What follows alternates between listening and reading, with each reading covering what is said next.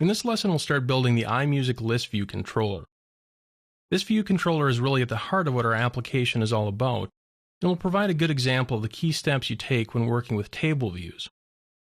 We'll begin by creating a new view controller called Music List View Controller.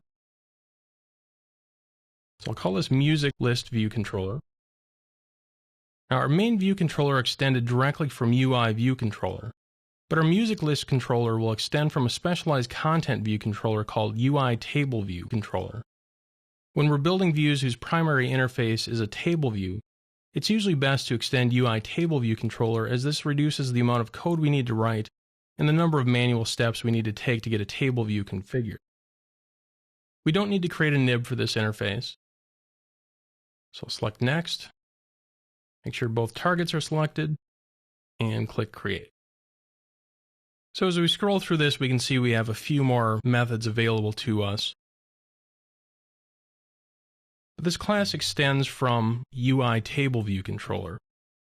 Let's just take a look at how that's defined. So UI Table View Controller extends UI View Controller, and additionally implements the UI Table View Delegate and UI Table View Data Source protocols. And these two protocols will be used to populate the table view with data, as well as customize its behavior. Now let's go to our main view controller. And currently in the showList method, we're simply logging a message, but let's change that to create an instance of our new Music List View Controller and push it onto the stack. Now I first need to import this class.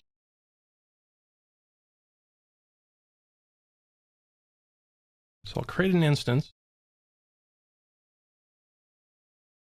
Now when working with a table view controller, we use a different initializer than we do with a standard view controller. Specifically, we'll use this initWithStyle method. And I need to pass in a UI table view style. And this is just a enumerated type that will allow me to specify the style for our table. In this case, we just want to select Style Plain. In our navigation controller, we'll say Push View Controller and set its style to Animated. So this will provide a nice animated transition when this method gets invoked. Compile it and run the app.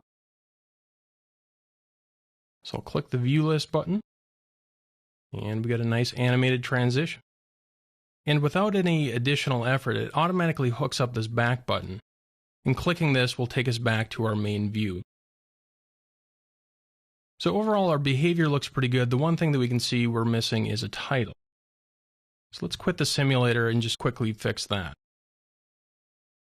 So just like we did in our other view controller, I will just set its title property, and we'll call this iMusic List.